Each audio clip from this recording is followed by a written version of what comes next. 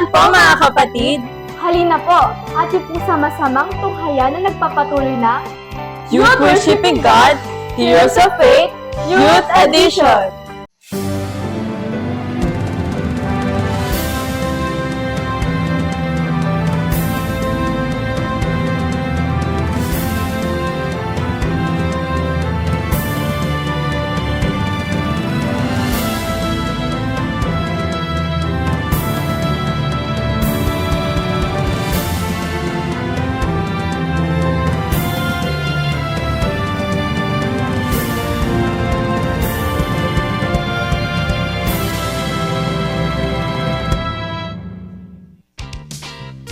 Mga kapatid, gayon naman, ako po muli ang inyong makakasama sa part nito.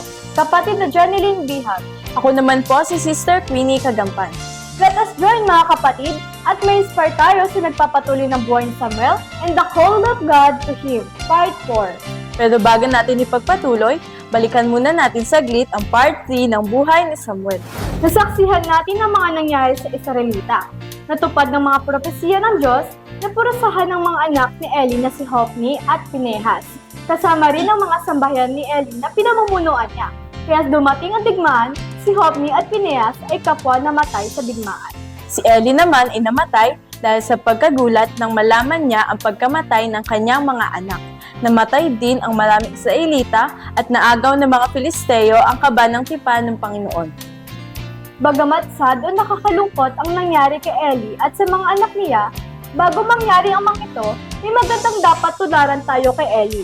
Yung sinabi niyang, mangyari nawa ang kalooban ng Diyos.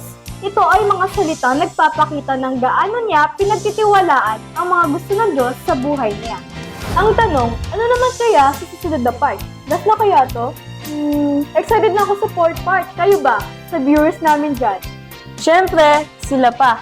Kaya nga sila nandito dahil sa part 4. Kaya ituloy na natin. Noong part 3, marami ang namatay. Mukhang bagsak na bagsak sila.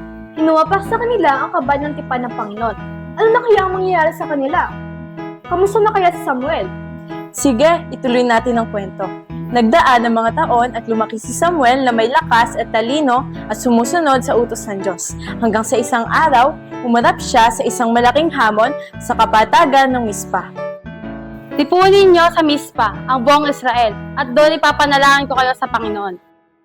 Nabalitaan ng mga Pilisteo ang pagkakatipon ng mga Israelita, kaya't humanda sila upang digmain ang Israel.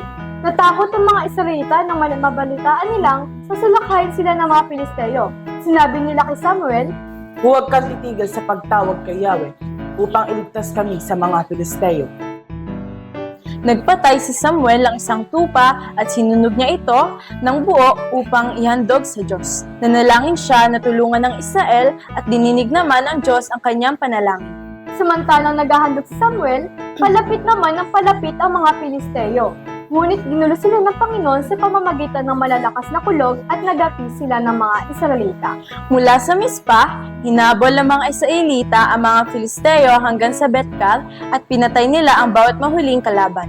Pagkatapos, naglagay si Samuel ng isang malaking bato sa pagitan ng Mispa at ng Sen bilang alaala.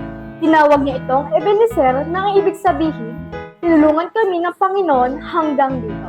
Ebenezer, tinulungan kami ng Panginoon hanggang dito.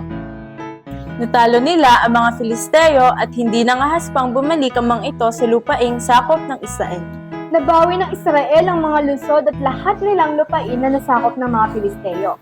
Mula sa Ekron hanggang sa Gat, nakipagsundo rin sa mga Israelita ang mga Amoreo. Habang buhay nanungkulan si Samuel bilang hukom sa Israel. Taon-taon, nagpapalipat-lipat siya sa Bethel, Gilgal at Mispa upang lutasin ang mga usapin ng mga Israelita. Pagkatapos, umuwi siya sa Rama at doon ipinagpapatuloy ang kanyang pamamahala bilang hukom at doon nagtayo siya ng altar para sa Panginoon. At yan po ang fourth part ng buhay ni Samuel. Nakita natin na buhay niya simula ng bata pa siya hanggang sa lumaki at maging hukom ng mga Israelita. Saksiyan din natin ang pagbagsak ng Israel sa mga kaaway at muling pagbangon ng Israel mula sa mga kaaway. Pinapakita lamang po ang mga dulot ng ating ginagawang paglilingkod sa Panginoon. Gaya nung pinarusahan ng Panginoon ng sambahayan ni Eli, lalo na ang kanyang mga anak at siya mismo. Namatay sila at si Eli. na wala ang kaluwalhatian ng Diyos sa Israel. Pero muling namalas ang kalwalhatian ng Diyos dito sa part 4 ng buhay ni Samuel. Nakita ang pagtatapat at patuloy na paglilingkod ng mga Israelita, lalo ni Samuel sa Panginoong Diyos. Kaya iniligtas sila ng Diyos mula sa kapahamakan at kamatayan. He is our Savior. Awit 25 verse 1. Ang Panginoon ang aking ilaw at tagapagligtas. Sino ang aking katatakutan? Siya ang nagtatanggol sa akin, kaya wala akong dapat katakutan. Upang maging inspirasyon at lakaran natin ng kanyang pagiging bayani ng pananampalataya or being hero of faith ni Samuel, isummarize natin ang lahat ng ating natutunan sa buhay niya. Panguna, magaling manalangin palagi. Pangalawa, ipagkatiwala sa Diyos ang ating mga hinihiling. Pangatlo, huwag na huwag susubukin ng Diyos. Pang-apat, sumunod sa tawag ng Diyos. Panglima, dapat maging Christian says ang mangyari nawa ang kanyang kalooban. At ang panghuli, ang pang-anim, ang Diyos ay ating kaligtasan. Nawa marami po kayong natutunan, mga minamahal naming taga-subaybay. Pinaabot namin ang aming mga pasasalamat sa Panginoon sa pagiging kasangkapan upang ikwento sa inyo ang buhay ni Samuel sa buwang ito. Hanggang sa muli pong pagtatanghal ng programa nagtatagoy ng pagkimakabula ng buhay kabataan.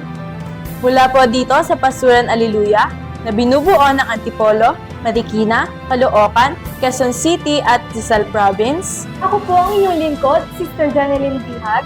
At ako naman po si Sister Queenie Kagampan, isang proud na kabilang sa Youth Worshiping God, Heroes of Faith, Youth Edition!